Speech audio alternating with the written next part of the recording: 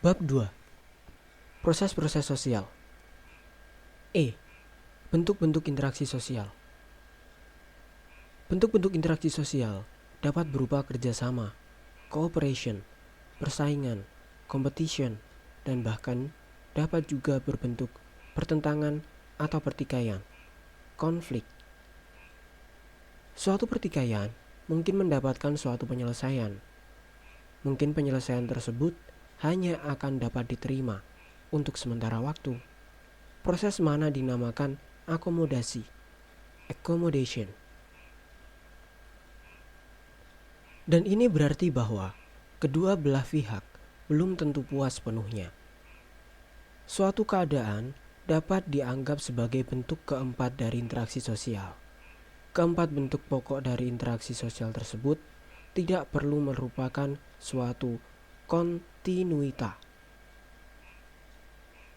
Di dalam arti bahwa interaksi itu dimulai dengan kerjasama yang kemudian menjadi persaingan serta memuncak menjadi pertikaian untuk akhirnya sampai pada akomodasi. Akan tetapi, ada baiknya untuk menelaah proses-proses interaksi-interaksi tersebut di dalam kelangsungannya. Sebagai contoh, dapat ditelaah kemungkinan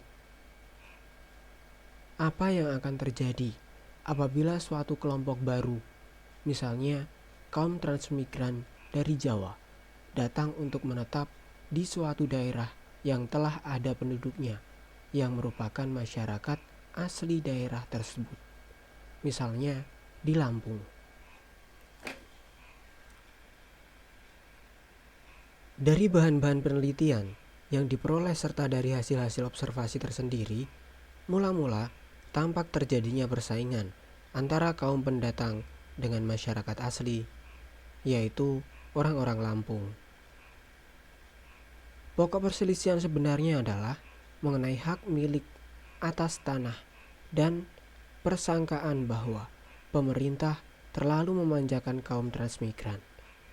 Persaingan tersebut di beberapa tempat sampai memuncak menjadi suatu pertikaian secara lambat tapi pasti. Pemerintah setempat berusaha dan berhasil mengatasi masalah tersebut dan tercapailah keadaan akomodasi yang kemudian menjadi dasar dari suatu kerjasama.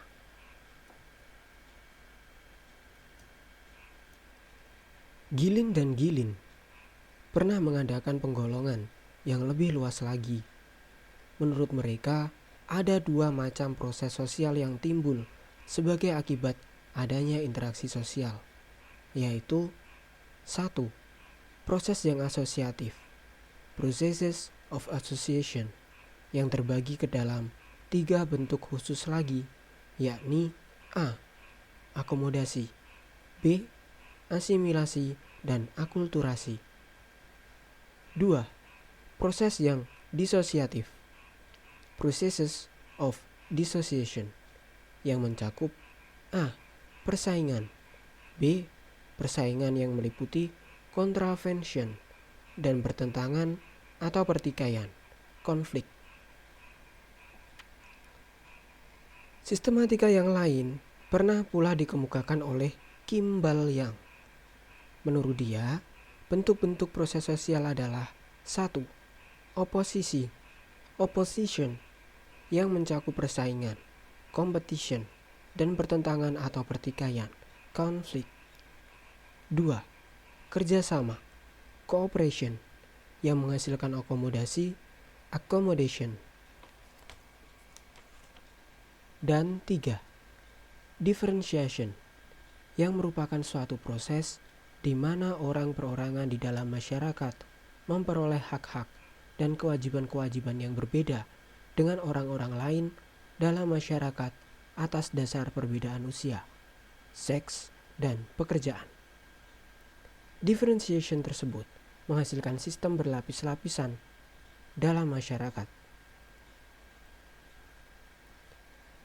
Dalam tulisan ini akan diusahakan untuk menggabungkan pelbagai sistematika tersebut di atas. Oleh karena perbedaan yang fundamental sebenarnya tidak ada, Perbedaan-perbedaan kecil terutama tampak pada daya cakup masing-masing sistematika yang apabila digabungkan diharapkan akan dapat menghasilkan gambaran yang lebih jelas.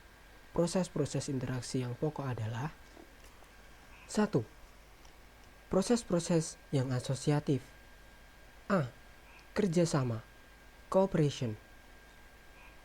Beberapa orang sosiolog menganggap bahwa posisi merupakan bentuk interaksi sosial yang pokok. Sebaliknya, sosiolog-sosiolog lainnya menganggap bahwa kerjasamalah yang merupakan proses yang utama.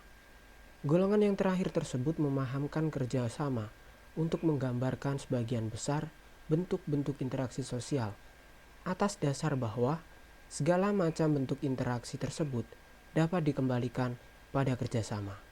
Misalnya, apabila dua orang berkelahi, mereka harus bekerja sama untuk saling bertinju.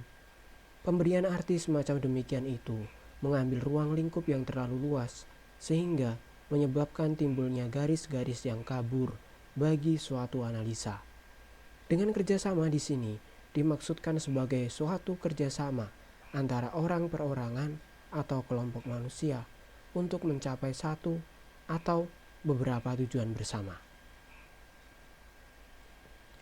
Bentuk-bentuk dan pola-pola kerjasama dapat dijumpai pada semua kelompok manusia.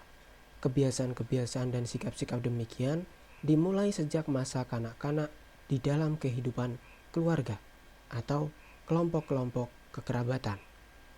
Atas dasar itu, anak tersebut akan menggambarkan bermacam-macam pola-pola kerjasama setelah dia menjadi dewasa.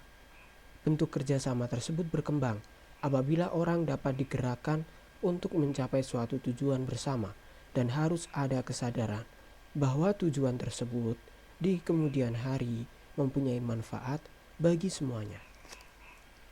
Juga harus ada iklim yang menyenangkan dalam pembagian selanjutnya. Keahlian-keahlian tertentu diperlukan bagi mereka yang bekerja sama, supaya rencana kerjasamanya dapat terlaksana dengan baik.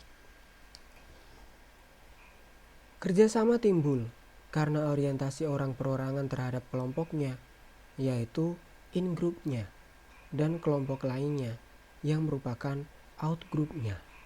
Kerjasama tersebut mungkin akan bertambah kuat apabila ada bahaya dari luar yang mengancam atau ada tindakan-tindakan dari luar yang menyinggung kesetiaan yang secara tradisional atau institusional telah tertanam di dalam kelompok-kelompok tersebut, dalam diri seorang atau segolongan orang.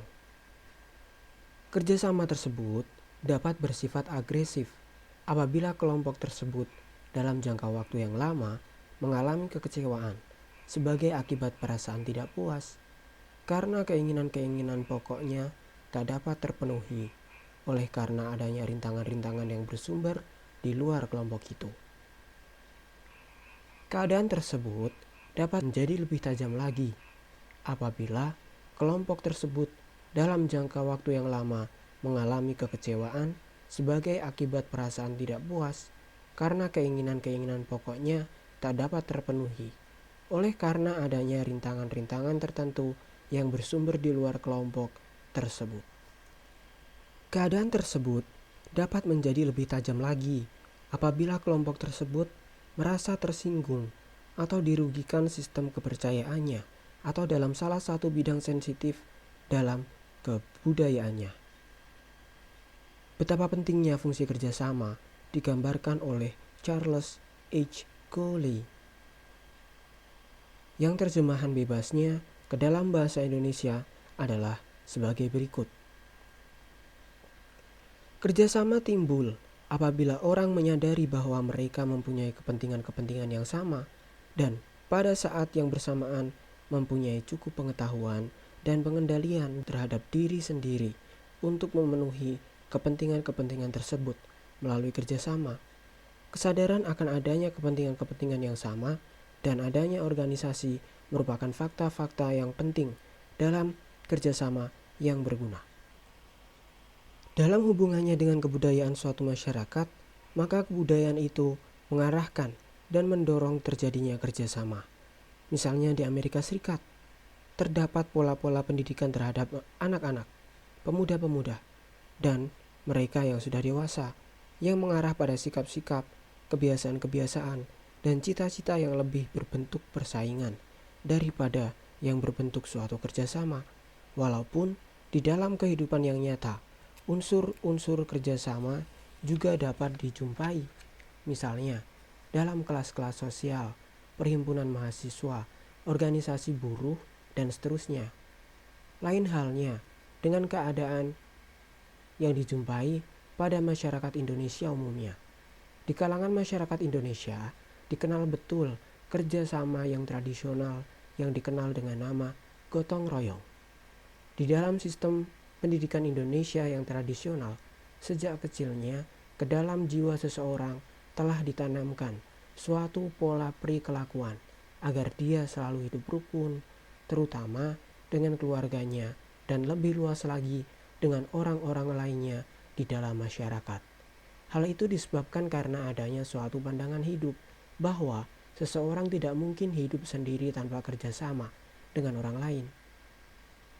Pandangan hidup demikian ditingkatkan dalam taraf kemasyarakatan sehingga gotong royong seringkali diterapkan untuk menyelenggarakan suatu kepentingan umum. Beberapa pendapat menyatakan bahwa pada masyarakat-masyarakat di mana bentuk kerjasama merupakan unsur daripada sistem nilai-nilai sosialnya, seringkali dijumpai keadaan-keadaan di mana warga-warga masyarakat tersebut tidak mempunyai inisiatif ataupun daya kreasi. Oleh karena orang perorangan terlalu mengandalkan pada bantuan dari rekan-rekannya. Terlepas dari apakah terdapat akibat-akibat positif atau negatif, kerjasama sebagai salah satu bentuk interaksi sosial merupakan gejala universal yang ada pada masyarakat dimanapun juga. Walaupun secara tidak sadar, kerjasama tadi mungkin timbul, terutama di dalam keadaan-keadaan di mana kelompok tersebut mengalami ancaman dari luar. Sehubungan dengan pelaksanaan kerjasama, ada 3 bentuk kerjasama, yaitu 1. Bargaining, yaitu pelaksanaan perjanjian mengenai pertukaran barang-barang dan jasa-jasa antara dua organisasi atau lebih. 2. Co-optation, yakni suatu proses penerimaan unsur-unsur baru dalam kepemimpinan atau pelaksanaan politik dalam suatu organisasi sebagai salah satu cara untuk menghindari terjadinya kegoncangan dalam stabilitas organisasi yang bersangkutan. 3. Coalition adalah kombinasi antara dua organisasi atau lebih yang mempunyai tujuan-tujuan yang sama. Coalition dapat menghasilkan keadaan yang tidak stabil untuk sementara waktu. Oleh karena dua organisasi atau lebih tersebut kemungkinan mempunyai struktur yang berbeda-beda satu dengan lainnya. Akan tetapi, karena maksud utamanya adalah untuk mencapai satu atau beberapa tujuan bersama, maka sifatnya adalah kooperatif. Bentuk-bentuk kerjasama tersebut di atas memperoleh penggunaan yang disengaja secara teratur dalam organisasi-organisasi pemerintahan, pendidikan, dan ekonomi. Mungkin ketiga bentuk tersebut dapat ditambah dengan bentuk yang keempat, yaitu joint venture, yang merupakan kerjasama dalam pengusaha proyek-proyek tertentu, misalnya pemboran minyak, pertambangan batu bara, perfilman, perhotelan, dan seterusnya, dengan perjanjian pembagian keuntungan menurut proporsi-proporsi yang tertentu. Misalnya dalam pembuatan suatu film, pengusaha-pengusaha film di Indonesia mengadakan kerjasama dengan pengusaha-pengusaha film Hong Kong dengan perjanjian bahwa hasil pertunjukan film tersebut akan dibagi antara kedua belah pihak. Biasanya, dalam joint venture tersebut, suatu pihak mengisi kekurangan-kekurangan pada pihak lain dan sebaliknya. B. Akomodasi, accommodation. 1. Pengertian. Istilah akomodasi dipergunakan dalam dua arti, yaitu untuk menunjuk pada suatu keadaan dan untuk menunjuk pada suatu proses. Akomodasi yang menunjuk pada suatu keadaan berarti suatu kenyataan adanya suatu keseimbangan, equilibrium. Dalam interaksi antara orang perorangan dan kelompok-kelompok manusia, sehubungan dengan norma-norma sosial dan nilai-nilai sosial yang berlaku di dalam masyarakat. Sebagai suatu proses, maka akomodasi menunjuk pada usaha-usaha manusia untuk meredakan suatu pertentangan, yaitu usaha-usaha untuk mencapai kestabilan. Menurut Gilin dan Gilin, akomodasi adalah suatu pengertian yang dipergunakan oleh para sosiolog untuk menggambarkan suatu proses dalam hubungan-hubungan sosial yang sama artinya dengan pengertian adaptasi, adaptation, yang dipergunakan oleh ahli-ahli biologi untuk menunjuk pada suatu proses di mana makhluk-makhluk hidup menyesuaikan dirinya dengan alam sekitarnya. Dengan pengertian tersebut, dimaksudkan sebagai suatu proses di mana orang, perorangan, atau kelompok-kelompok manusia yang malu-malu saling bertentangan, saling mengadakan penyesuaian diri untuk mengatasi ketegangan-ketegangan. Sebenarnya, pengertian adaptasi menunjuk pada perubahan-perubahan organis yang disalurkan melalui kelahiran, di mana makhluk-makhluk hidup menyesuaikan diri dengan alam sekitarnya sehingga dapat mempertahankan hidupnya. Akomodasi sebenarnya merupakan suatu cara untuk menyelesaikan pertentangan tanpa menghancurkan pihak lawan, sehingga lawan tersebut kehilangan kepribadiannya. Tujuan dari akomodasi dapat berbeda-beda sesuai dengan situasi yang dihadapinya, yaitu 1. Untuk mengurangi pertentangan antara orang perorangan atau kelompok-kelompok manusia sebagai akibat perbedaan faham. Akomodasi di sini bertujuan untuk menghasilkan suatu sintesa antara kedua pendapat tersebut agar menghasilkan suatu pola yang baru. 2. Untuk mencegah meledaknya suatu pertentangan untuk sementara waktu atau secara temporer. 3. Akomodasi kadang-kadang diusahakan untuk memungkinkan terjadinya kerjasama antara kelompok-kelompok sosial yang sebagai akibat faktor-faktor sosial psikologis dan kebudayaan hidupnya terpisah, seperti misalnya yang dijumpai pada masyarakat-masyarakat yang mengenal sistem berkasta. 4. Mengusahakan peluburan antara kelompok-kelompok sosial yang terpisah, misalnya melalui perkawinan campuran atau asimilasi dalam arti yang luas. Tidak selamanya bahwa suatu akomodasi sebagai proses akan berhasil sepenuhnya. Di samping terjadinya stabilitas dalam beberapa bidang, mungkin masih tertinggal benih-benih pertentangan dalam bidang-bidang lainnya yang sebenarnya tidak diperhitungkan oleh usaha-usaha akomodasi yang terdahulu. Benih-benih pertentangan yang bersifat laten tadi, seperti misalnya prasangka, sewaktu-waktu akan dapat menimbulkan pertentangan-pertentangan baru. Dalam keadaan demikian, adalah penting bagi akomodasi untuk memperkuat cita-cita, sikap-sikap, dan kebiasaan-kebiasaan sebagaimana dalam masa-masa lalu telah disepakati untuk meredakan pertentangan yang sebelumnya terjadi. Hal itu dapat membatasi perasaan-perasaan untuk menimbulkan pertentangan-pertentangan yang baru. Dengan demikian, akomodasi tersebut bagi pihak-pihak tertentu dirasakan menguntungkan. Akan tetapi sebaliknya, bagi pihak lain agak menekan oleh karena campur tangannya kekuasaan-kekuasaan yang tertentu dalam masyarakat. 2. Bentuk-bentuk akomodasi. Akomodasi sebagai suatu proses dapat mempunyai beberapa bentuk, yaitu 1. Coercion adalah suatu bentuk akomodasi yang prosesnya dilaksanakan oleh karena adanya paksaan. Coercion merupakan bentuk akomodasi di mana salah satu pihak berada dalam keadaan yang lemah sekali bila dibandingkan dengan pihak lawan. Pelaksanaannya dapat dilakukan secara fisik, yaitu secara langsung, maupun secara psikologis, yaitu secara tidak langsung. Misalnya, perbudakan adalah suatu coercion di mana interaksi sosialnya didasarkan pada penguasaan majikan atas budak-budaknya, di mana yang terakhir dianggap sama sekali tidak mempunyai hak-hak apapun juga. Pada negara-negara totaliter, coercion juga dijalankan dalam hal bahwa suatu minoritas di dalam masyarakat memegang kekuasaan. Dalam hal ini, sama sekali tidak berarti bahwa dengan coercion tak akan dapat dicapai hasil-hasil yang baik bagi masyarakat. 2.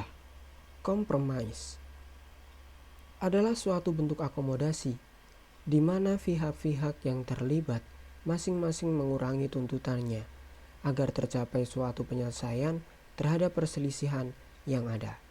Sikap untuk dapat melaksanakan compromise berarti bahwa salah satu pihak bersedia untuk merasakan dan mengerti keadaan pihak lainnya, dan juga sebaliknya. Contohnya adalah misalnya traktat antara beberapa negara akomodasi antara beberapa partai politik karena sadar bahwa kekuatan masing-masing adalah sama dalam suatu pemilihan umum dan seterusnya. 3. Arbitration merupakan suatu cara untuk mencapai compromise apabila pihak-pihak yang berhadapan masing-masing tidak sanggup untuk mencapainya sendiri. Pertentangan diselesaikan oleh pihak yang ketiga yang dipilih oleh kedua belah pihak atau oleh suatu badan yang kedudukannya lebih tinggi dari pihak-pihak yang bertentangan itu. Seperti contohnya adalah penyelesaian suatu perselisihan perburuhan. 4. Mediation hampir menyerupai arbitration. Pada mediation, diundanglah pihak ketiga yang netral dalam soal perselisihan yang ada. Pihak ketiga tersebut tugasnya adalah terutama mengusahakan suatu penyelesaian secara damai. Kedudukan pihak ketiga tersebut hanyalah sebagai penasehat belaka. Dia tak mempunyai wewenang untuk memberi keputusan-keputusan penyelesaian perselisihan tersebut. 5.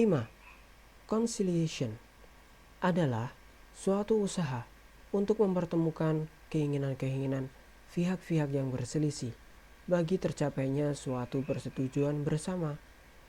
Conciliation sifatnya lebih lunak daripada coercion dan membuka kesempatan bagi pihak-pihak yang bersangkutan untuk mengadakan asimilasi. Suatu contoh dari conciliation adalah misalnya adanya panitia-panitia yang tetap di Indonesia yang khusus bertugas untuk menyelesaikan persoalan-persoalan perubahan, di mana duduk wakil-wakil perusahaan, wakil-wakil buruh, wakil-wakil Departemen Tenaga Kerja, dan seterusnya, khusus bertugas menyelesaikan persoalan-persoalan jam kerja, upah, hari-hari libur, dan lain sebagainya. 6. Toleration, yang juga sering dinamakan tolerant participation. Ini merupakan suatu bentuk akomodasi tanpa persetujuan yang formal bentuknya. Kadang-kadang, toleration timbul secara tidak sadar dan tanpa direncanakan. Hal mana disebabkan karena adanya watak orang perorangan atau kelompok-kelompok manusia untuk sedapat mungkin menghindarkan diri dari suatu perselisihan.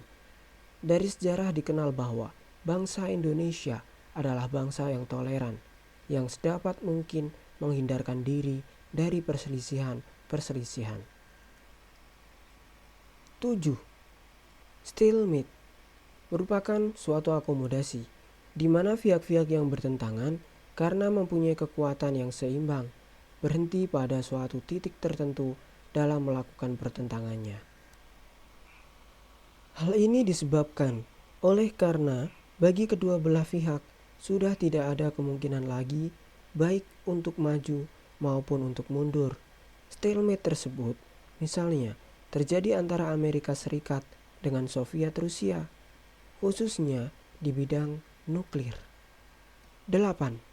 Adjudication, yaitu penyelesaian perkara atau sengketa di pengadilan. Walaupun dengan adanya macam-macam bentuk akomodasi sebagaimana diuraikan di atas, banyak ketegangan-ketegangan yang teratasi. Akan tetapi sebaliknya, ada pula unsur-unsur pertentangan yang laten, yang belum dapat diatasi secara sempurna.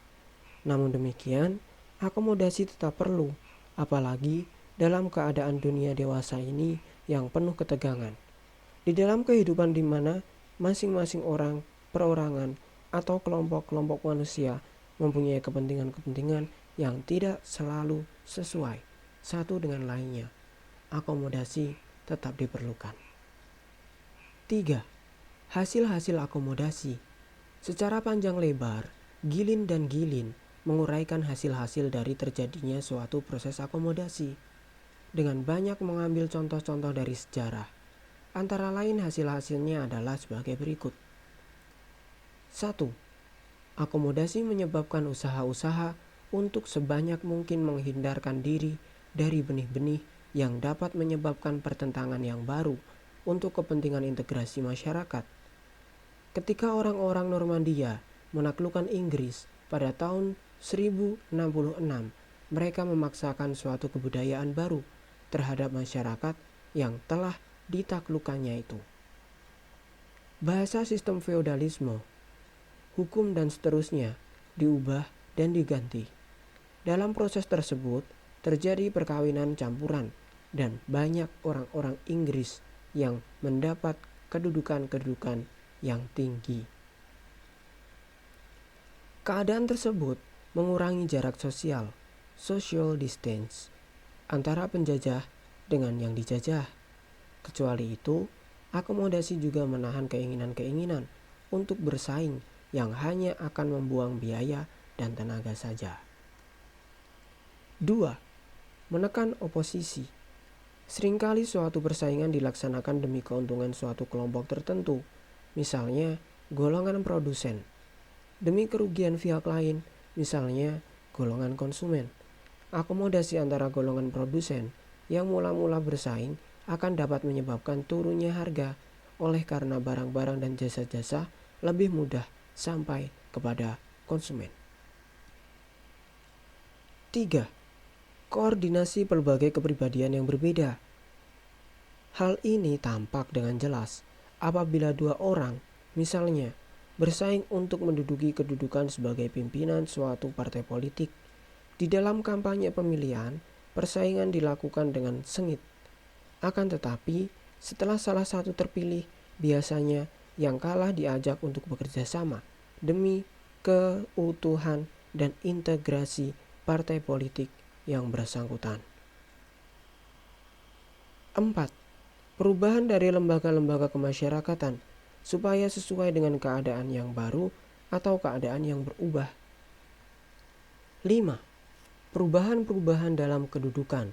Sebetulnya, akomodasi menyebabkan suatu penetapan yang baru dari kedudukan orang perorangan dan kelompok-kelompok manusia. Pertentangan-pertentangan menyebabkan kedudukan-kedudukan tersebut goyah, dan suatu akomodasi akan mengukuhkan kembali kedudukan-kedudukan tersebut. Akomodasi membuka jalan ke arah asimilasi. Dengan adanya proses asimilasi, para pihak lebih saling mengenal, dan dengan demikian juga lebih mudah untuk saling mendekati oleh karena timbulnya benih-benih toleransi. Keadaan tersebut juga mungkin terjadi pada masyarakat-masyarakat yang berkasta seperti misalnya di India. Di India, walaupun gerak sosial yang vertikal hampir-hampir tidak ada, telah terjadi suatu proses yang bernama syncretization, yaitu suatu proses di mana kasta-kasta rendahan mengambil sistem kepercayaan, upacara-upacara, tingkah laku dalam pergaulan, dan lain-lain unsur-unsur kebudayaan dari kasta-kasta yang lebih tinggi, khususnya kasta Brahmana, untuk dijadikan unsur-unsur kebudayaan sendiri. Proses tersebut menunjuk pada adanya usaha-usaha untuk mengadakan akomodasi antara kasta-kasta yang semula dipisahkan dengan tegas dan kaku. 4. Asimilasi. Assimilation. Asimilasi merupakan suatu proses sosial dalam taraf kelanjutan yang ditandai dengan adanya usaha-usaha mengurangi perbedaan-perbedaan yang terdapat antara orang perorangan atau kelompok-kelompok manusia, dan juga meliputi usaha-usaha untuk mempertinggi kesatuan tindak, sikap, dan proses-proses mental dengan memperhatikan kepentingan-kepentingan dan tujuan-tujuan bersama.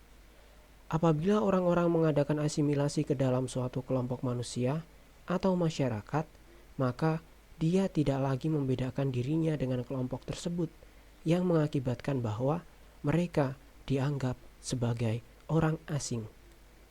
Dalam proses asimilasi tersebut, mereka mengidentifikasikan dirinya dengan kepentingan-kepentingan serta tujuan-tujuan kelompok Apabila dua kelompok manusia mengadakan asimilasi, batas-batas antara kelompok-kelompok tadi akan hilang dan keduanya lebur menjadi satu kelompok.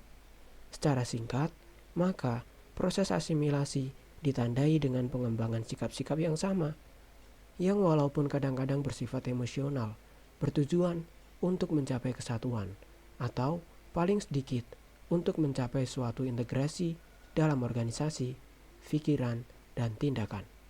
Proses asimilasi timbul bila ada 1. Kelompok-kelompok manusia yang berbeda kebudayaannya. 2. Orang perorangan sebagai warga kelompok-kelompok tadi saling bergaul secara langsung dan intensif untuk waktu yang lama, sehingga 3. Kebudayaan-kebudayaan dari kelompok-kelompok manusia tersebut masing-masing berubah dan saling menyesuaikan diri.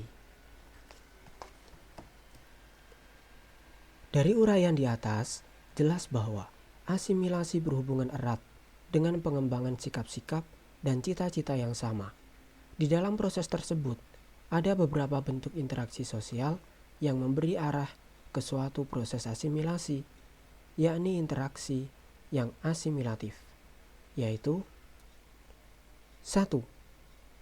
Interaksi sosial tersebut bersifat suatu pendekatan terhadap pihak lain, di mana pihak yang lain tadi juga berlaku sama. Seseorang mahasiswa, misalnya, yang jujur dan baik tata kelakuannya, tak akan mungkin hidup bersama-sama dengan rekannya yang licik di dalam satu kamar di asrama mahasiswa. Walaupun mahasiswa yang jujur dan baik tadi berusaha untuk bersikap toleran terhadap rekannya, akan tetapi tak akan terjadi suatu persahabatan, oleh karena pihak yang lain bersikap sebagai musuh. Interaksi sosial tersebut harus bersifat persahabatan pada kedua belah pihak untuk tercapainya suatu asimilasi. 2. Interaksi sosial tersebut tidak mengalami halangan-halangan atau pembatasan-pembatasan. Interaksi sosial yang asimilatif akan berhenti apabila mengalami halangan-halangan yang mematikan atau apabila ada pembatasan-pembatasan seperti misalnya halangan untuk melakukan perkawinan campuran, pembatasan-pembatasan untuk memasuki lembaga-lembaga pendidikan tertentu, dan seterusnya. 3. Proses asimilasi mungkin dapat dipercepat apabila interaksi sosial tersebut bersifat langsung dan primer. Misalnya, suatu halangan untuk membentuk organisasi dari negara-negara di dunia ini yang sifatnya sempurna adalah terhalangnya usaha-usaha untuk menciptakan interaksi langsung dan primer antara negara-negara yang berdaulat. Karena soal-soal kepentingan dan kedaulatan, sebagai langkah pertama, sering diusahakan untuk mengadakan pertukaran wisatawan, mahasiswa, sarjana-sarjana, dan ahli-ahli lain sebagainya. 4. Sebagai dalil umum, asimilasi diperkuat apabila frekuensi interaksi sosial adalah tinggi dan tetap, serta apabila ada keseimbangan antara pola-pola asimilasi tersebut. Artinya adalah bahwa stimulans dan tanggapan-tanggapan dari pihak-pihak yang mengadakan asimilasi harus sering dilakukan dan suatu keseimbangan tertentu harus dicapai dan diperkembangkan. Adalah sulit untuk mengadakan interaksi sosial yang asimilatif dengan masyarakat-masyarakat tradisional di Indonesia yang masih terasing. Oleh karena para warganya kurang mendapatkan kesempatan untuk berinteraksi dengan warga-warga masyarakat-masyarakat lain, seperti misalnya masyarakat kota. Suatu contoh lain adalah bahwa pertemuan yang tetap antara semua anggota-anggota suatu organisasi misalnya adalah demi tercapainya suatu asimilasi, khususnya antara anggota-anggota baru dengan anggota-anggota lama organisasi tersebut. Dengan lain perkataan, tak ada asimilasi yang bersifat pasif, di mana salah satu pihak hanya menunggu dan menerima saja.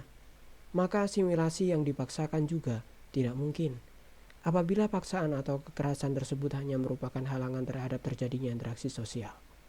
Keadaan tersebut terlihat, misalnya, pada asimilasi antara masyarakat dengan bekas narapidana.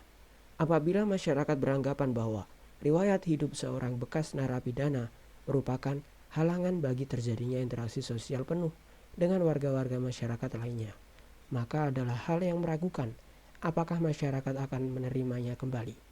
Dalam keadaan demikian, maka dapat dimengerti mengapa bekas narapidana tersebut pada akhirnya akan mengadakan interaksi lagi dengan golongan penjahat. Faktor-faktor yang dapat mempermudah terjadinya suatu asimilasi adalah antara lain: A. Toleransi. B. Kesempatan-kesempatan di bidang ekonomi yang seimbang. C. Suatu sikap menghargai orang asing dan kebudayaannya. D. Sikap yang terbuka dari golongan yang berkuasa dalam masyarakat. E. Persamaan dalam unsur-unsur kebudayaan. F. Perkawinan campuran, amalgamation. G. Adanya musuh bersama dari luar.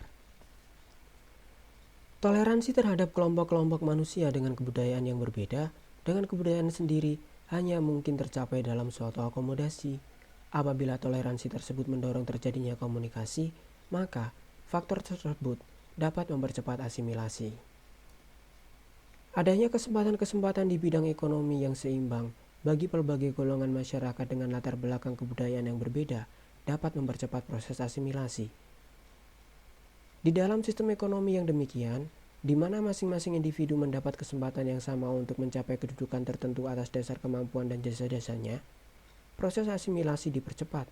Oleh karena kenyataan yang demikian dapat menetralisir perbedaan-perbedaan kesempatan yang diberikan sebagai peluang oleh kebudayaan-kebudayaan yang berlainan tersebut. Sikap saling menghargai terhadap kebudayaan yang didukung oleh masyarakat yang lain, di mana masing-masing mengakui kelemahan-kelemahannya, kelebihan-kelebihannya, akan mendekatkan masyarakat-masyarakat yang menjadi pendukung kebudayaan-kebudayaan tersebut. Apabila telah ada suatu prasangka, maka hal itu mungkin merupakan penghambat terhadap berlangsungnya proses asimilasi yang bersangkutan. Sikap yang terbuka dari golongan yang berkuasa di dalam masyarakat juga mempercepat proses asimilasi. Hal ini misalnya dapat diwujudkan dalam hal kesempatan untuk menjalani pendidikan yang sama bagi golongan-golongan minoritas, pemeliharaan kesehatan, penggunaan tempat-tempat rekreasi, dan seterusnya.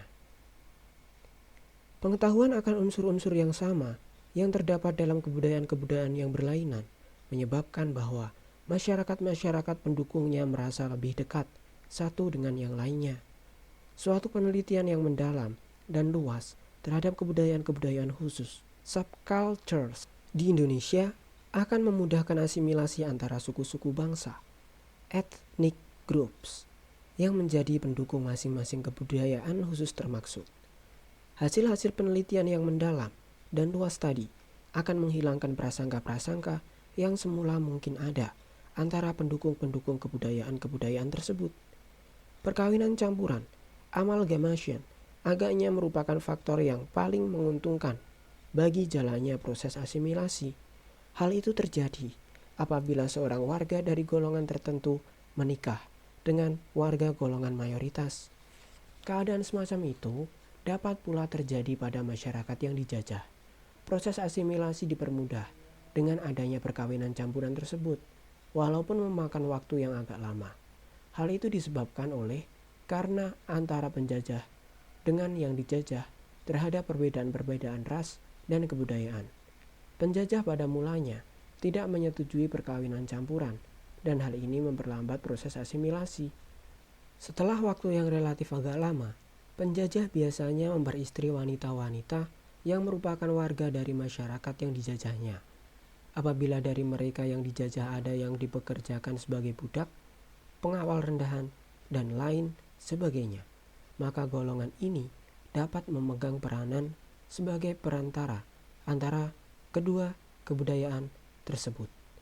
Dengan cara memperluas kebudayaan penjajah di kalangan masyarakat yang dijajah, sambil memasukkan proses tersebut berlangsung terus sampai pula menyangkut keturunan dari perkawinan campuran tersebut. Musuh bersama dari luar biasanya cenderung memperkuat kesatuan masyarakat atau golongan masyarakat yang mengalami ancaman musuh tersebut.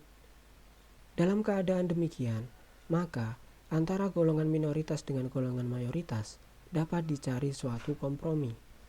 untuk bersama-sama menghadapi ancaman-ancaman dari luar yang membahayakan seluruh masyarakat. Dari berbagai proses-proses asimilasi yang pernah diselidiki oleh para ahli terbukti bahwa asimilasi tak akan terjadi walaupun terdapat pergaulan yang intensif dan luas antara kelompok-kelompok yang bersangkutan. Apabila antara kelompok-kelompok tersebut tidak ada suatu sikap toleran dan simpati, maka asimilasi akan terhalang. Misalnya, hubungan antara orang-orang Tionghoa di Indonesia yang bergaul dengan intensif dan luas dengan orang-orang Indonesia sejak berabad-abad yang lalu. Akan tetapi, mereka belum juga terintegrasikan ke dalam masyarakat Indonesia. Hal itu antara lain dapat dikembalikan pada politik pemerintah Belanda dahulu, sewaktu mereka menjajah Indonesia. Penduduk Indonesia waktu dibagi atas 3 golongan, yaitu golongan Eropa, Timur Asing, dan Bumi Putra, Indonesia. Dasar hukum yang mengadakan pembedaan tersebut tercantum dalam pasal 163 Indisch Staatsregeling (IS) yang mempunyai akibat yang sangat luas. Hak-hak orang-orang Tionghoa yang tergolong ke dalam golongan Timur Asing lebih menguntungkan daripada golongan Bumi Putra walaupun pelbagai aturan melarangnya. Sebagai salah satu akibat politik tersebut, maka golongan Tionghoa mendapat fasilitas-fasilitas tertentu yang lebih memungkinkan mereka untuk menduduki lapisan yang lebih tinggi daripada rakyat Indonesia. Sehingga akibatnya adalah bahwa secara ekonomis mereka berkuasa oleh karena mereka dipergunakan sebagai perantara dalam perdagangan dengan orang-orang Bumi Putra.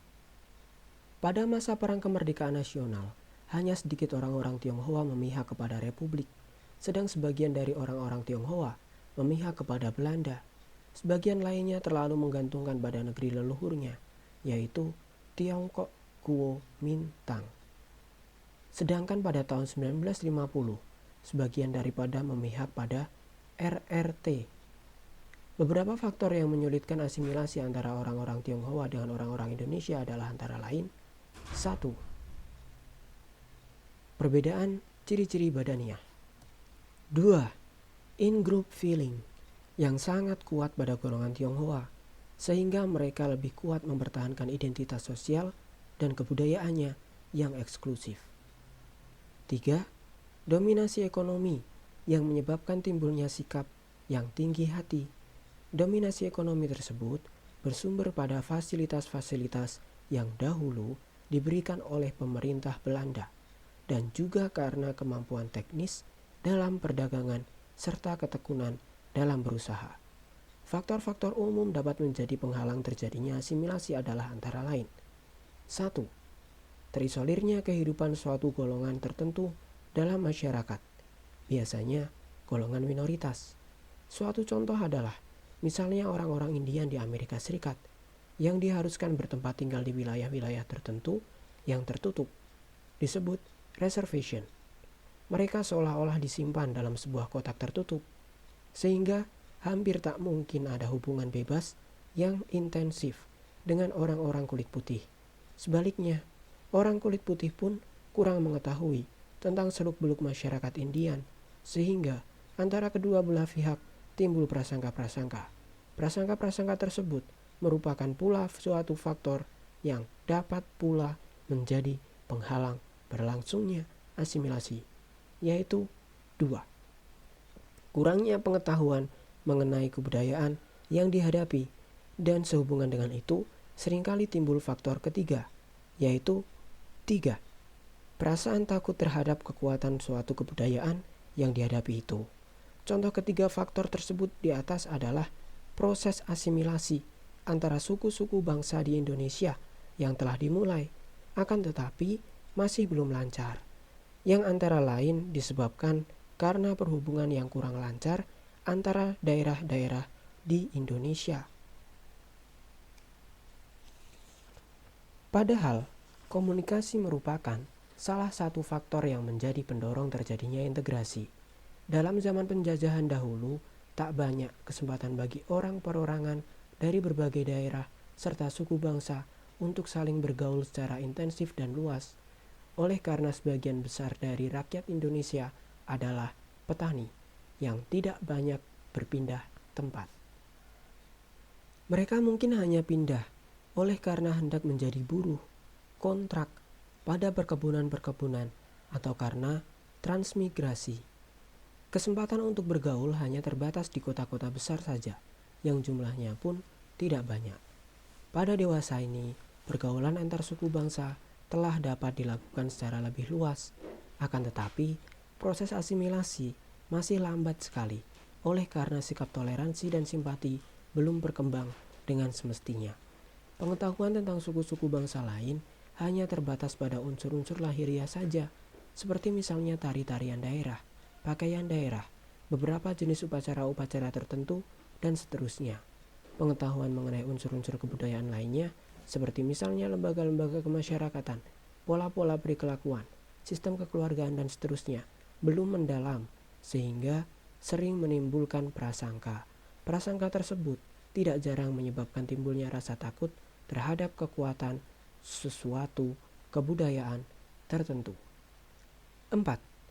Perasaan bahwa suatu kebudayaan golongan atau kelompok tertentu lebih tinggi daripada kebudayaan golongan atau kelompok lainnya. Sikap superior banyak dijumpai di daerah-daerah yang dijajah. Lapisan penjajah menganggap bahwa kebudayaannya jauh lebih tinggi derajatnya daripada kebudayaan lapisan masyarakat yang dijajahnya. Akan tetapi, sikap yang demikian tidak perlu hanya diketemukan pada masyarakat-masyarakat yang dijajah. Di Indonesia, perasaan superior masih ada terutama terhadap beberapa suku bangsa tertentu yang taraf kebudayaannya secara relatif masih rendah.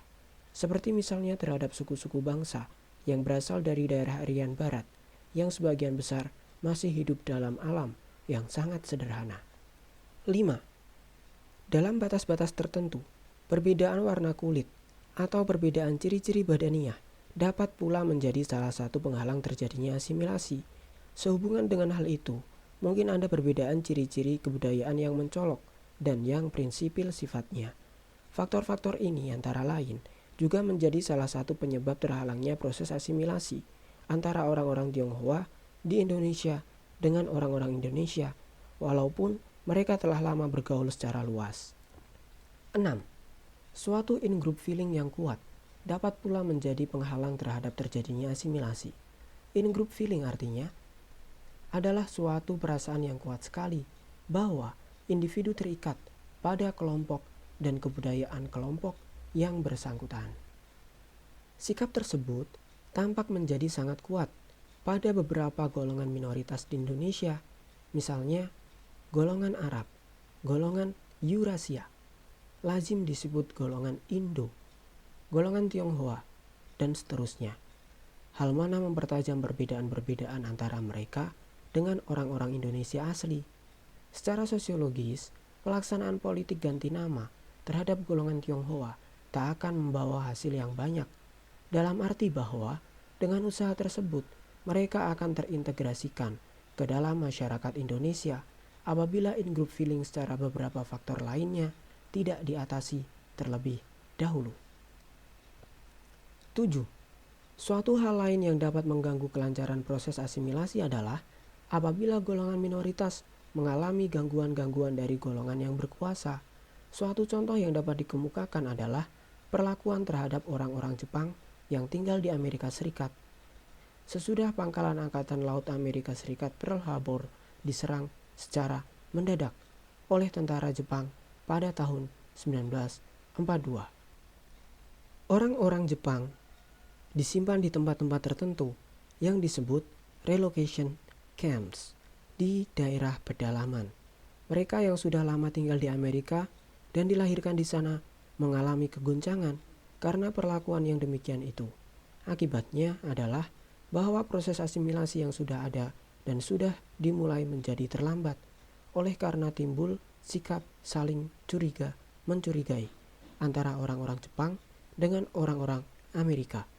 Banyak orang-orang Amerika yang semula telah bergaul secara intensif dan luas dengan orang-orang Jepang menjadi benci kepada mereka oleh karena orang bangsa Amerika diserang secara pengecut, sedangkan negara tersebut dalam Perang Dunia Kedua, yaitu pada awal jalannya peperangan tersebut, mengambil sikap yang netral. 8. Kadangkala, faktor perbedaan kepentingan yang ditambah dengan pertentangan-pertentangan pribadi juga dapat menyebabkan terhalangnya proses asimilasi. Kepentingan-kepentingan yang berbeda, terutama yang bersifat primer, dapat menyebabkan dipertajamnya perbedaan-perbedaan antara lembaga-lembaga kemasyarakatan, golongan-golongan tersebut. Asimilasi menyebabkan perubahan-perubahan dalam hubungan-hubungan sosial dan dapat meliputi juga perubahan-perubahan dalam pola-pola adat istiadat serta interaksi sosial. Proses yang terakhir tersebut biasanya dinamakan akulturasi. Dalam proses asimilasi, tentu terjadi pula perubahan-perubahan dalam pola-pola adat istiadat dan interaksi sosial. Akan tetapi, kadang-kadang hal itu tidak terlalu penting dan menonjol. Misalnya, apabila suatu keluarga mengangkat seorang anak yang berasal dari keluarga lain yang sama kedudukan sosial dan latar belakang kebudayaannya, maka tidak perlu diajarkan pola-pola perilakuan yang khusus terhadap anak tadi. Kedua belah pihak harus mengembangkan suatu pengertian terhadap kekuasaan-kekuasaan yang dimiliki oleh masing-masing pihak. Akan tetapi, apabila anak tersebut berasal dari keluarga yang tidak mempunyai kedudukan sosial dan latar belakang kebudayaan yang berbeda dengan keluarga yang mengangkatnya, maka perlu diadakan perubahan-perubahan yang mengakibatkan terjadinya perubahan-perubahan pula di dalam pola-pola kebudayaannya. Demikianlah secara singkat suatu gambaran mengenai perbedaan antara asimilasi dengan akulturasi yang secara visual adalah sebagai berikut. Asimilasi adalah unsur kebudayaan baru yang timbul sebagai akibat pergaulan orang-orang dari kelompok-kelompok yang berlainan. Unsur-unsur kebudayaan baru tersebut berbeda dengan kedua kebudayaan yang bertemu. Akulturasi adalah akibat dari pergaulan yang intensif dan lama. Unsur-unsur kebudayaan yang saling diperoleh dari masing-masing kebudayaan menjadi satu, tapi tidak menimbulkan suatu kebudayaan yang baru. 2. Proses-proses yang disosiatif. Proses-proses yang disosiatif sering pula disebut sebagai oppositional processes, yang seperti halnya dengan kerjasama dapat diketemukan pada setiap masyarakat walaupun bentuk dan arahnya ditentukan oleh kebudayaan dan sistem sosial masyarakat tersebut. Apakah suatu masyarakat lebih menekankan pada salah satu bentuk oposisi atau lebih menghargai kerjasama? Hal itu tergantung dari unsur-unsur kebudayaannya yang terutama menyangkut sistem nilai-nilai dan struktur masyarakat dan sistem sosialnya. Faktor yang paling menentukan adalah sebenarnya sistem nilai-nilai masyarakat tersebut. Masyarakat Amerika Serikat misalnya bersifat kompetitif. Berhasilnya seseorang ditentukan oleh faktor materi dan individualisme sangat dihargai. Hal itu terutama disebabkan oleh karena latar belakang sejarah, di mana orang-orang yang pertama datang di Amerika Serikat dari Eropa menghadapi tantangan yang berat dari alam sekitarnya. Mereka yang tak tahan dan tidak kuat mentalnya akan dilanda oleh kebuasan alam sekelilingnya. Di samping itu, mereka juga menghadapi penduduk asli, yaitu orang-orang Indian. Betapa kemampuan individual sangat dihargai terlihat dengan jelas pada film-film yang bertemakan cerita-cerita western yang lebih mengutamakan tokoh-tokoh yang secara perseorangan dapat mengatasi kesulitan-kesulitan dari alam maupun dari kekuatan-kekuatan lain dalam masyarakat.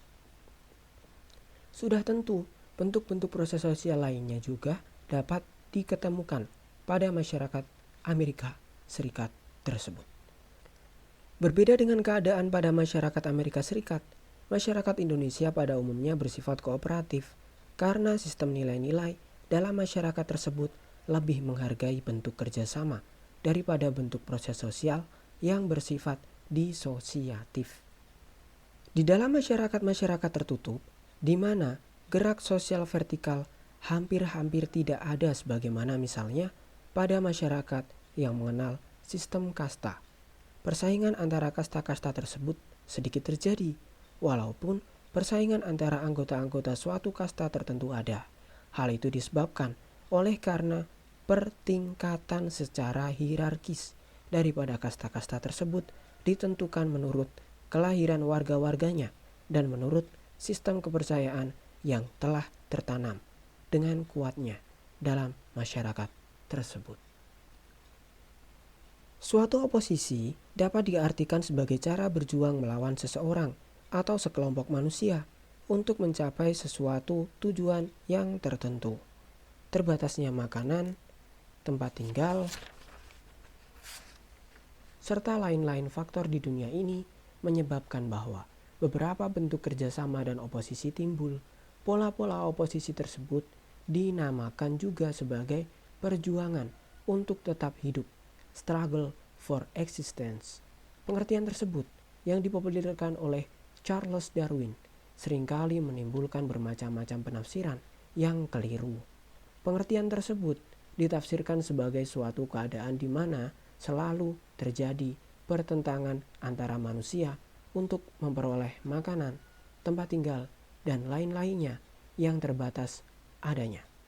Perlu dijelaskan bahwa pengertian struggle for existence juga dipakai untuk menunjuk kepada suatu keadaan di mana manusia itu hidupnya tergantung pada manusia-manusia lainnya. Keadaan mana menimbulkan kerjasama untuk tetap hidup.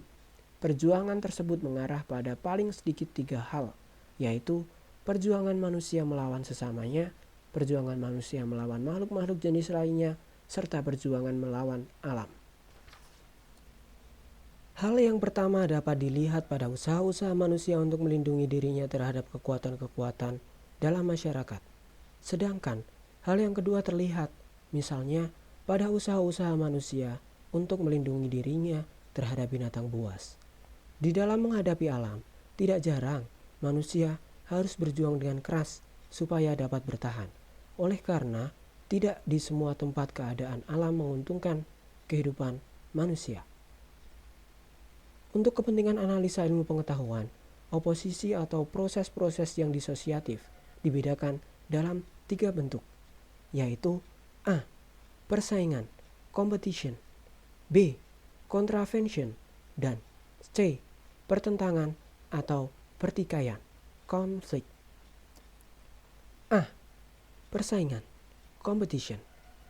Persaingan atau competition dapat diartikan sebagai suatu proses sosial di mana orang perorangan atau kelompok-kelompok manusia yang bersaing mencari keuntungan melalui bidang-bidang kehidupan yang pada suatu masa tertentu menjadi pusat perhatian dari publik, baik perorangan maupun kelompok manusia, dengan cara usaha-usaha menarik perhatian publik atau dengan mempertajam prasangka yang telah ada, tanpa mempergunakan ancaman atau kekerasan.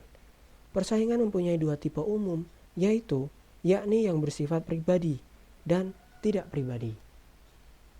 Yang bersifat pribadi, orang perorangan secara langsung bersaing untuk, misalnya, memperoleh kedudukan yang tertentu di dalam suatu organisasi. Tipe ini dinamakan juga rivalry. Di dalam persaingan-persaingan yang tidak bersifat pribadi, yang langsung bersaing adalah kelompok-kelompok manusia. Orang perorangan tersangkut juga, akan tetapi sebagai anggota kelompok manusia tertentu. Persaingan tersebut misalnya dapat terjadi antara 2 perusahaan besar yang bersaing untuk mendapatkan monopoli di suatu wilayah tertentu.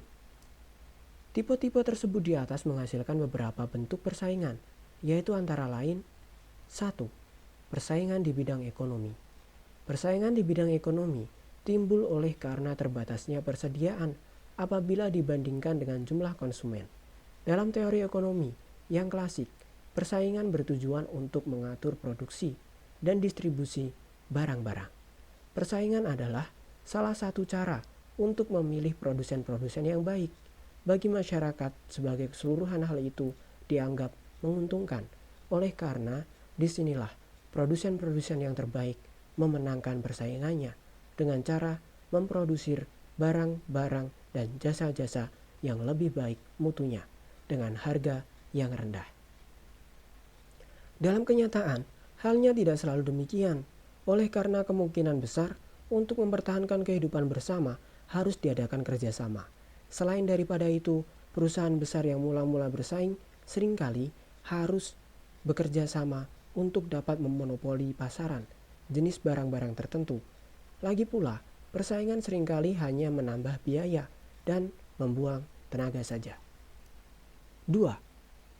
Dalam bidang kebudayaan, persaingan dengan bidang kebudayaan lainnya terjadi, seperti misalnya pada waktu pedagang-pedagang barat berdagang di pelabuhan-pelabuhan Jepang, serta sewaktu pendeta-pendeta agama Kristen berusaha untuk menyebarkan agama tersebut di Jepang. Hal yang sama juga terjadi sewaktu kebudayaan barat yang mula-mula dibawa oleh orang-orang Belanda pada akhir abad ke-15 berhadapan dengan kebudayaan Indonesia. Persaingan dalam bidang kebudayaan dapat menyangkut misalnya persaingan di bidang keagamaan, dalam bidang-bidang lembaga kemasyarakatan seperti pendidikan umpamanya, dan seterusnya. Suatu contoh lain adalah dalam bidang penghukuman para narapidana. Dahulu dianut pendapat bahwa mereka harus dihukum atas dasar pembalasan yang setimpal terhadap segala perbuatan-perbuatannya yang menyimpang dari norma-norma masyarakat. Cara penghukuman yang baru lebih didasarkan pada usaha-usaha untuk menyadarkan mereka akan kesalahan-kesalahannya dan bagaimana usaha-usaha untuk mengembalikannya ke masyarakat. Salah satu cara adalah dengan sistem lembaga pemasyarakatan terbuka, di mana kepada para narapidana diusahakan agar mereka tidak merasa dirinya terkurung dan terpisah dari masyarakat ramai. 3. Persaingan untuk mencapai suatu kedudukan dan peranan yang tertentu dalam masyarakat. Baik dalam diri seseorang maupun di dalam kelompok-kelompok manusia, terdapat keinginan-keinginan untuk diakui sebagai seseorang atau kelompok yang mempunyai kedudukan serta peranan yang terpandang. Keinginan tersebut dapat terarah pada suatu persamaan derajat dengan kedudukan serta peranan pihak lain, atau bahkan lebih tinggi dari itu. Apabila seseorang dihinggapi perasaan bahwa kedudukan dan peranannya sangat rendah, maka dia pada umumnya hanya mengingini kedudukan dan peranan yang sederajat dengan orang-orang lain. Lebih lanjut lagi, maka orang-orang yang mempunyai rasa rendah diri yang tebal pada umumnya mempunyai keinginan yang kuat sekali untuk mengejar kedudukan dan peranan yang terpandang sangat tinggi dalam masyarakat. Dalam kompensasi terhadap rasa rendah diri tersebut, kedudukan dan peranan apa yang dikejar tergantung daripada yang paling dihargai oleh masyarakat pada suatu masa tertentu. 4. Persaingan karena perbedaan ras sebenarnya merupakan juga persaingan di bidang kebudayaan. Perbedaan ras karena perbedaan warna kulit, bentuk tubuh, corak rambut, dan sebagainya hanya merupakan suatu perlambang dari suatu kesadaran dan sikap atas perbedaan-perbedaan dalam kebudayaan. Hal ini disebabkan karena ciri-ciri badaniah lebih mudah terlihat daripada unsur-unsur kebudayaan lainnya. Misalnya, guru-guru berkulit putih tidak mengajar di Jepang sebelum Perang Dunia Kedua karena kalah dalam persaingan melawan guru-guru lokal. Akan tetapi, ilmu pengetahuan yang berasal dari barat lebih tinggi derajatnya daripada ilmu pengetahuan yang tradisional. Dalam bidang terakhir tersebut, ilmu pengetahuan yang berasal dari barat lebih beruntung dalam persaingan tersebut. Persaingan dalam batas-batas tertentu dapat mempunyai beberapa fungsi, yaitu antara lain 1. Persaingan menyalurkan keinginan-keinginan yang bersifat kompetitif dari orang perorangan atau kelompok-kelompok manusia. Sifat-sifat manusia pada umumnya adalah bahwa semakin banyak suatu yang dihargai, semakin meningkat keinginan untuk memperolehnya. Sesuatu yang dihargai tersebut dalam persaingan mempunyai nilai yang lebih tinggi lagi. Hal itu terutama menyangkut suatu adanya terbatas dalam masyarakat yang bersangkutan. 2. Persaingan berfungsi sebagai suatu jalan, di mana keinginan-keinginan, kepentingan-kepentingan, serta nilai-nilai yang pada suatu masa menjadi pusat perhatian, tersalurkan dengan sebaik-baiknya oleh mereka yang bersaing. Penemuan-penemuan baru misalnya merupakan saluran untuk memenuhi keinginan-keinginan publik yang mendapat kesempatan untuk memilih. Persaingan-persaingan berfungsi untuk membantu usaha-usaha mengadakan pemilihan tersebut, sehingga keinginan publik tercapai sebanyak mungkin. 3. Suatu persaingan merupakan alat untuk mengadakan seleksi atas dasar seks dan seleksi sosial. Persaingan berfungsi untuk mendudukan orang perorangan pada kedudukan-kedudukan serta peranan-peranan dalam masyarakat yang sesuai dengan kemampuannya. 4. Persaingan dapat juga berfungsi sebagai alat untuk menyaring warga-warga golongan-golongan karya fungsional yang akhirnya dengan menghasilkan pembagian kerja yang efektif yang oleh Emil Durkheim digambarkan sebagai the social division of labor. Hasilnya adalah unit-unit karya yang merupakan kelompok-kelompok yang khusus untuk melaksanakan kerja tertentu dalam masyarakat. Unit-unit tersebut terdiri dari pekerja-pekerja, ahli-ahli, pemuka-pemuka agama, seniman-seniman, politikus-politikus, dan sebagainya, yang masing-masing mempunyai fungsi khusus dalam masyarakat. Apabila ada persaingan, maka masing-masing kelompok tersebut akan mencari pengikut-pengikut yang kiranya mampu untuk memenuhi tujuan kelompok tersebut. Akibat-akibat daripada persaingan mungkin bersifat asosiatif atau mungkin pula sifat disosiatif. Apabila seorang dokter, ahli hukum, guru, dan seterusnya membina karirnya dalam masyarakat, maka kecuali bahwa tujuannya adalah untuk pribadi sendiri dan relasinya adalah juga untuk mengadakan kerjasama agar persaingan antara mereka sendiri sedapat mungkin dicegah. Akibat-akibat yang disosiatif dapat menjadi pertentangan atau pertikaian. Hasil-hasil suatu persaingan dapat berhubungan erat dengan berbagai faktor, antara lain dengan 1. Kepribadian seseorang. Seperti pernah dikemukakan oleh Charles H. Cooley, apabila persaingan dilakukan secara jujur, maka hal itu akan dapat memperkembangkan rasa sosial dalam diri seseorang. Seseorang hampir tak mungkin bersaing dengan orang lain tanpa mengenal lawannya dengan baik. Persaingan menyangkut terjadinya kontak dan suatu pengertian atau komunikasi. Oleh karena seseorang tentu ingin mengetahui sifat-sifat, cara-cara kerja, perilakuan dari lawannya.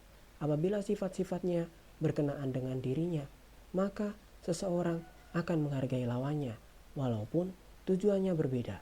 Oleh karena itu, persaingan dapat memperluas pandangan seseorang, dapat memperluas pengertian, serta pengetahuannya, dan juga perasaan simpatinya. 2. Kemajuan dalam masyarakat-masyarakat yang berkembang dan maju dengan cepat, orang perorangan perlu menyesuaikan diri dengan keadaan tersebut. Persaingan akan mendorong seseorang untuk bekerja keras supaya dapat memberikan sahamnya bagi pembangunan masyarakat. Dengan menimbulkan kegairahan tersebut, usaha-usaha orang perorangan pada umumnya akan mengalami kemajuan-kemajuan. 3. Solidaritas kelompok. Selama persaingan dilakukan secara jujur, solidaritas kelompok tak akan goyah. Lain halnya apabila persaingan tersebut mempunyai kecenderungan untuk berubah menjadi pertentangan atau pertikaian. Persaingan yang jujur akan menyebabkan bahwa individu-individu akan saling menyesuaikan diri dalam hubungan-hubungan sosial, sehingga masing-masing akan berusaha sampai batas-batas kemampuan maksimalnya agar terjadi keserasian. 4. Disorganisasi. Perubahan-perubahan yang terlalu cepat dalam masyarakat mungkin akan mengakibatkan disorganisasi dalam struktur sosialnya. Perubahan-perubahan yang terlalu cepat tadi merupakan faktor utama. Oleh karena masyarakat hampir tidak mendapat kesempatan untuk menyesuaikan diri dengan perubahan-perubahan yang terjadi. Dan dengan demikian juga sama sekali tidak sempat mengadakan reorganisasi. Persaingan merupakan faktor kedua yang menyertai perubahan yang cepat tersebut. Suatu contoh adalah akibat terjadinya mekanisasi dan industrialisasi yang cepat akan menyebabkan bahwa masyarakat belum sempat menyesuaikan diri. Selanjutnya, pengusaha-pengusaha bersaing untuk sedapat-dapatnya memenuhi keinginan-keinginan masyarakat, yang salah satu akibat negatifnya adalah menjadi kurang pentingnya tenaga manusia. oleh karena diganti oleh tenaga mesin. Keadaan tersebut berpengaruh secara luas terhadap masyarakat, misalnya terhadap lembaga-lembaga kemasyarakatan, pola-pola hubungan kekeluargaan, sistem nilai-nilai, sistem norma-norma, dan seterusnya. B. Contravention. 1. Pengertian. Contravention pada hakikatnya merupakan suatu bentuk proses sosial yang berada antara persaingan dengan pertentangan atau pertikaian. Contravention terutama ditandai oleh gejala-gejala adanya ketidakpastian mengenai diri seseorang atau suatu rencana dan perasaan tidak suka yang disembunyikan, kebencian, atau keraguan-raguan terhadap kepribadian seseorang. Atau perasaan tersebut dapat pula berkembang terhadap kemungkinan, kegunaan, keharusan, atau penilaian terhadap suatu usul, buah pikiran, kepercayaan, doktrin, atau rencana yang dikemukakan orang perorangan atau kelompok manusia lain. Dalam bentuknya yang murni, contravention adalah suatu sikap mental yang tersembunyi terhadap orang-orang lain atau terhadap unsur-unsur kebudayaan suatu golongan tertentu. Sikap yang tersembunyi tersebut dapat berubah menjadi suatu kebencian, akan tetapi tidak sampai menjadi pertentangan atau pertikaian.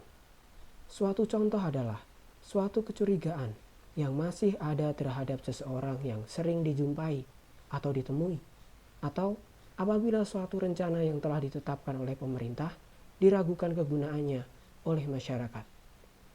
Proses contravention menurut Leopold von Weiss dan Howard Baker mencakup 5 subproses, yaitu 1.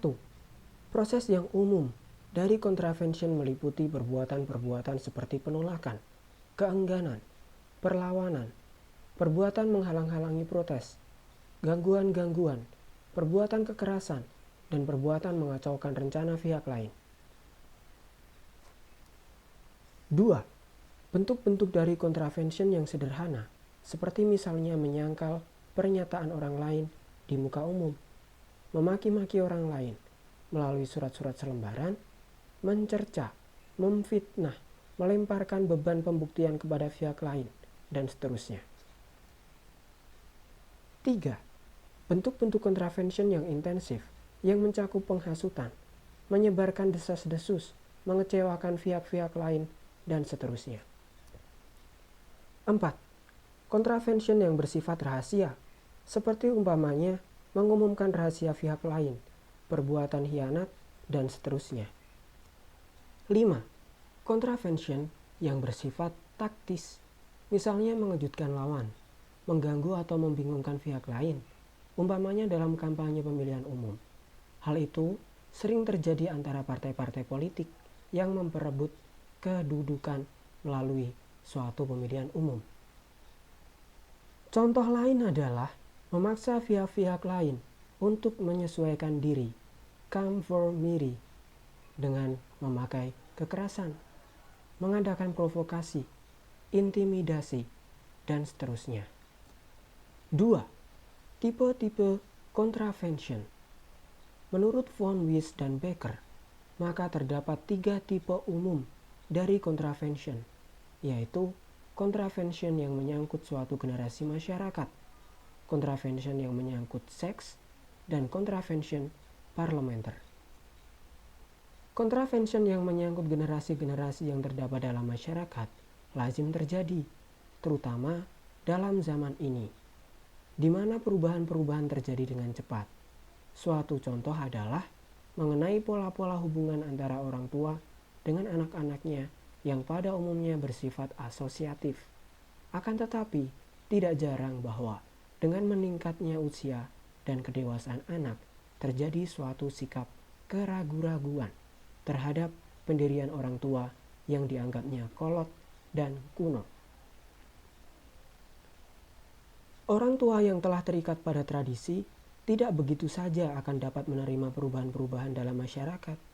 Perubahan-perubahan mana lebih mudah diterima oleh generasi yang muda, yang belum sepenuhnya berhasil membentuk kepribadiannya. Apabila hubungan tersebut hanya sampai pada sikap keraguan-raguan saja, maka belum terjadi suatu pertentangan atau pertikaian. Contravention semacam itu umumnya banyak dijumpai di kota-kota besar di Indonesia, di mana terjadi bentrokan antara generasi muda dengan generasi tua, oleh karena latar belakang pendidikan dan pengalaman yang berbeda. Kebanyakan orang tua mengalami pendidikan tradisional dan pendidikan barat, khususnya Belanda yang kaku dan ketat.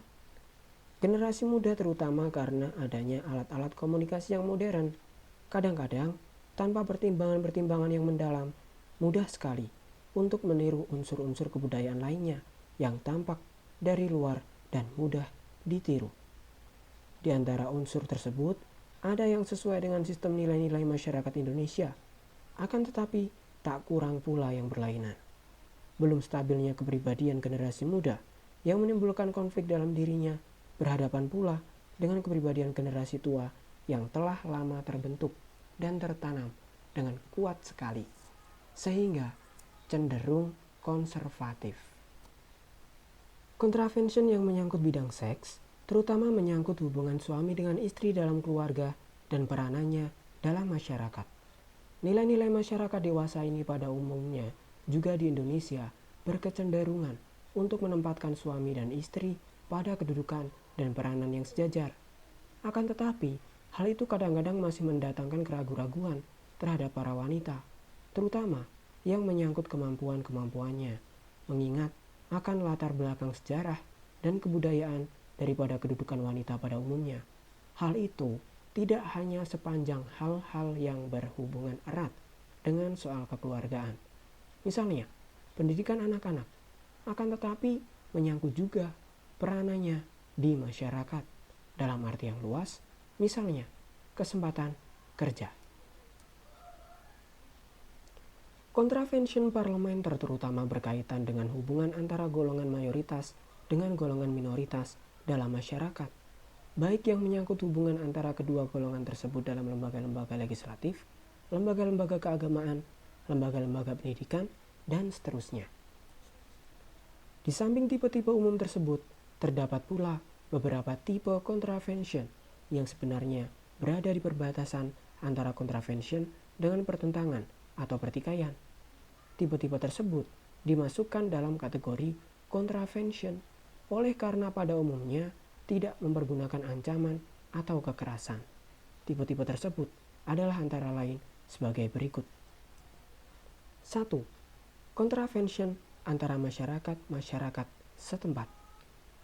Community yang mempunyai dua bentuk, yaitu contravention antara masyarakat-masyarakat setempat yang berlainan, intra-community struggle, dan contravention antara golongan-golongan dalam satu masyarakat setempat, inter-community struggle. 2. Antagonisme keagamaan. 3. Contravention intelektual, misalnya sikap memandang rendah dari mereka yang mempunyai latar belakang pendidikan yang tinggi terhadap mereka yang kurang beruntung dalam bidang pendidikan. Atau sebaliknya, suatu sikap yang sinis dari mereka yang tidak mengalami taraf pendidikan tertentu terhadap mereka yang mengalaminya. Keadaan terakhir ini juga terdapat di Indonesia, di mana ada anggapan-anggapan tentang merosotnya mutu sarjana, yang mengakibatkan bahwa golongan-golongan tertentu dalam masyarakat mempunyai sikap sinis dan meragukan kemampuan para sarjana. Anggapan mana digeneralisir terhadap semua sarjana tanpa menyaring atas dasar latar belakang pendidikan yang dialaminya dan faktor-faktor lainnya. 4. Oposisi moral. Hal ini berhubungan erat dengan latar belakang kebudayaan yang bernada yang menimbulkan prasangka terhadap taraf kebudayaan tertentu lain, termasuk di dalamnya sistem nilai-nilai yang menyangkut bidang moral tersebut. Contravention, apabila dibandingkan dengan persaingan dan pertentangan atau pertikaian, sifatnya agak tertutup atau bersifat rahasia. Perang dingin, Cold War, misalnya, merupakan suatu bentuk contravention, oleh karena tujuannya adalah untuk membuat lawan tidak tenang karena diliputi rasa curiga dan penuh rahasia. Dalam hal ini, lawan tidak diserang secara fisik, akan tetapi secara psikologis. Karena itu juga sering disebut psychological warfare atau perang urat syarat. 3. Pertentangan, pertikaian atau konflik. Pribadi-pribadi maupun kelompok-kelompok manusia yang menyadari adanya perbedaan-perbedaan. Misalnya, dalam ciri-ciri badaniah, emosi, unsur-unsur kebudayaan, pola-pola perilakuan, dan seterusnya dengan pihak lain dapat mengakibatkan dipertajamnya perbedaan yang ada tadi, sehingga menjadi suatu pertentangan atau pertikaian, konflik. Perasaan memegang peranan yang penting dalam mempertajam perbedaan-perbedaan tersebut sedemikian rupa sehingga masing-masing pihak berusaha untuk saling menghancurkan. Perasaan tersebut biasanya berwujud amarah dan rasa benci yang menyebabkan dorongan-dorongan untuk melukai atau menyerang pihak lain, atau untuk menekan dan menghancurkan orang perorangan atau kelompok manusia yang menjadi lawan.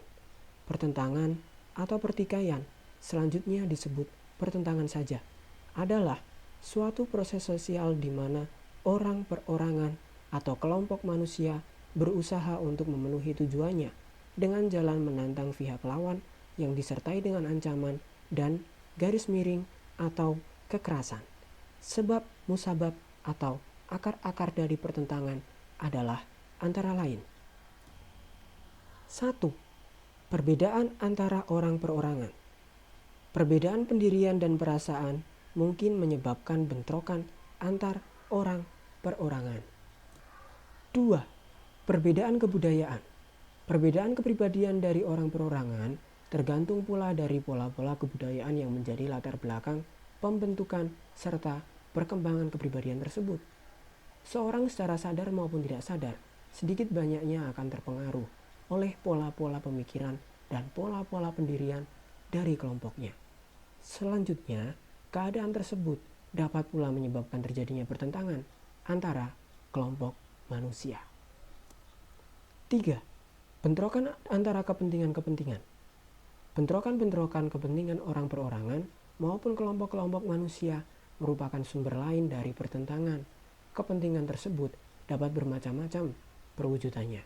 Misalnya, kepentingan dalam bidang ekonomi politik dan lain sebagainya. Majikan dan buruh umpamanya mungkin bertentangan satu dengan lainnya karena perbedaan kepentingan masing-masing pihak. 4. Perubahan-perubahan sosial.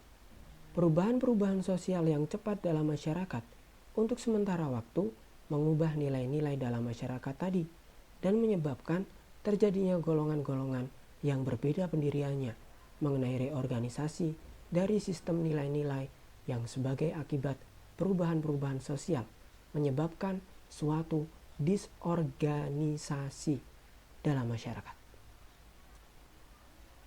Walaupun pertentangan merupakan suatu proses disosiatif yang agak tajam, akan tetapi pertentangan sebagai salah satu bentuk proses sosial mempunyai fungsinya pula bagi masyarakat, dalam arti mempunyai akibat-akibat yang positif.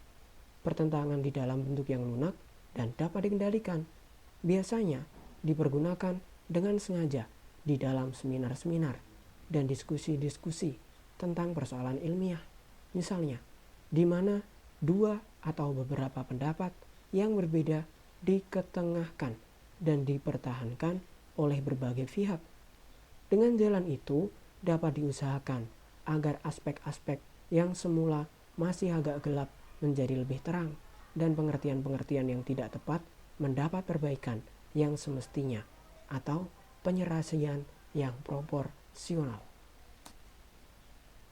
Apakah suatu pertentangan membawa akibat-akibat yang positif atau tidak?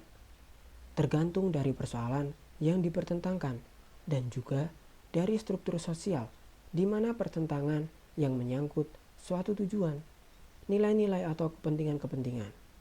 Sepanjang pertentangan-pertentangan tersebut tidak berlawanan dengan pola-pola hubungan sosial di dalam struktur sosial yang tertentu, maka pertentangan-pertentangan tersebut bersifat positif.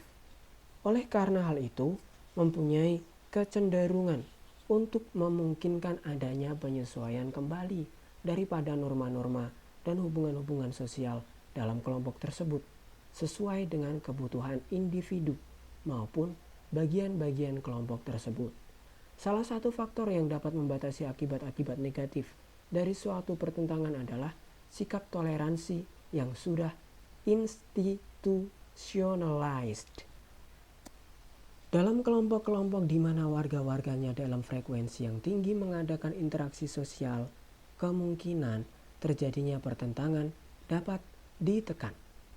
Memang, benih-benih pertentangan kadang-kadang ada, akan tetapi sudah menjadi anggapan umum bahwa untuk memelihara hubungan yang baik, maka seyogyanya benih-benih pertentangan tersebut jangan dibiarkan berkembang. Apabila benih-benih pertentangan tersebut dibiarkan berkembang sehingga mengakibatkan terjadinya pertentangan, maka hal itu kemungkinan besar akan membahayakan keutuhan kelompok tersebut.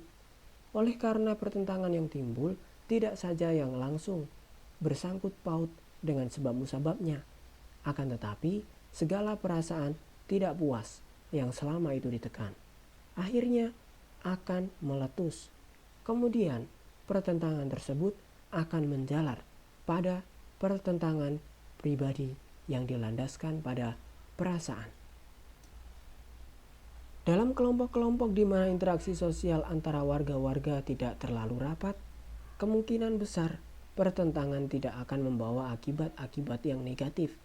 Aneka macam pertentangan mungkin terjadi dalam kelompok-kelompok demikian, yang berarti bahwa perhatian para warga tidak hanya akan berpusat pada satu macam pertentangan saja. Pertentangan dianggap sebagai suatu jalan untuk mengurangi ketegangan dan hanya dibatasi pada pokok persoalan sebab terjadinya pertentangan saja. Sehubungan dengan pertentangan antara kelompok manusia, terlihat adanya kecenderungan pada kelompok-kelompok manusia yang sering bertentangan dengan kelompok-kelompok lainnya untuk menekan pertentangan yang terjadi dalam lingkungan kelompoknya sendiri. Sebaliknya, kelompok-kelompok manusia yang tak mengalami hal itu lebih bersikap toleran terhadap pertentangan-pertentangan yang terjadi antara warga-warganya sendiri. Keadaan tersebut malahan menimbulkan keseimbangan antara kekuatan-kekuatan di dalam masyarakat. Dengan demikian, pertentangan yang terjadi dalam masyarakat yang terbuka struktur sosialnya berfungsi sebagai suatu jalan untuk memecahkan dan mengurangi ketegangan-ketegangan, sehingga berguna untuk meningkatkan stabilitas dan integrasi. Sebab, dengan suatu sikap yang toleran terhadap terjadinya pertentangan-pertentangan, maka terbukalah jalan untuk mengetahui sumber-sumber ketidakpuasan di dalam masyarakat tersebut. Sebagai tambahan, maka pertentangan di dalam kelompok mungkin membantu untuk menghidupkan kembali norma-norma sosial atau menimbulkan norma-norma sosial yang baru. Dalam hal ini, pertentangan adalah suatu alat untuk menyesuaikan norma-norma dengan keadaan dan kondisi baru sesuai dengan perkembangan masyarakat. Dalam masyarakat-masyarakat dengan struktur sosial yang luas, pertentangan menolong norma-norma yang berlaku dalam masyarakat tersebut supaya dapat bertahan terus walaupun keadaan berubah. Pertentangan, seperti telah diuraikan di atas, dapat pula menjadi sarana untuk mencapai suatu keseimbangan antara kekuatan-kekuatan dalam masyarakat. Oleh karena timbulnya pertentangan merupakan pertanda bahwa akomodasi yang sebelumnya telah tercapai tidak dihiraukan lagi. Maka diadakan perubahan-perubahan dalam hubungan antara kekuatan-kekuatan tersebut sehingga tercapai keseimbangan lagi. Lagi pula, suatu pertentangan dapat pula menghasilkan suatu kerjasama. Oleh karena dengan terjadinya pertentangan, masing-masing pihak akan mengadakan introspeksi dan kemudian menadakan perbaikan-perbaikan. Dengan usaha-usaha demikian, Karena masing-masing mengetahui kelemahan-kelemahannya, masing-masing berkecenderungan untuk bekerja sama supaya kelemahan-kelemahan tersebut dapat ditutupi.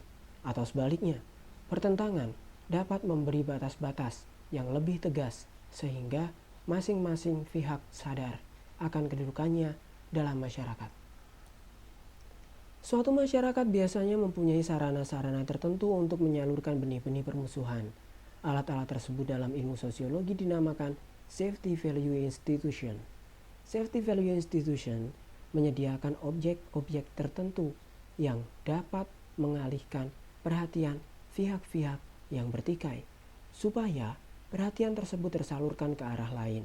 Sudah tentu, safety valve institution tertentu hanya untuk sementara dapat memuaskan para pihak. Oleh karena harus diukur sampai di mana kekuatannya untuk mengalihkan perhatian. Dengan demikian, tak perlu menyelesaikan terhadap suatu pertentangan. Tujuan utamanya adalah untuk menetralisir ketegangan-ketegangan yang timbul dari situasi pertentangan tersebut. Safety valve institutions tersebut terutama sangat diperlukan dalam masyarakat-masyarakat yang sedikit banyaknya kaku dalam struktur sosialnya, supaya benih-benih pertentangan yang tidak ditolerir dan ditekan akhirnya dapat tersalurkan sebelum meledak. Pertentangan mempunyai pula beberapa bentuk khusus, yaitu antara lain: 1. Pertentangan pribadi. Tidak jarang dapat disaksikan bahwa dua orang sejak mulai berkenalan sudah saling tidak menyukai. Apabila permulaan yang buruk tadi diperkembangkan, maka timbul rasa saling membenci, di mana masing-masing pihak berusaha memusnahkan pihak lawannya. Maki-makian diucapkan, penghinaan-penghinaan dilontarkan, dan seterusnya, sampai mungkin timbul suatu perkelahian fisik. Apabila perkelahian tersebut dapat dilerai untuk sementara, maka seolah-olah kedua-duanya tak mungkin berhadapan muka lagi. 2. Pertentangan rasial. Dalam hal ini pun para pihak akan menyadari betapa adanya perbedaan-perbedaan antara mereka yang seringkali menimbulkan pertentangan.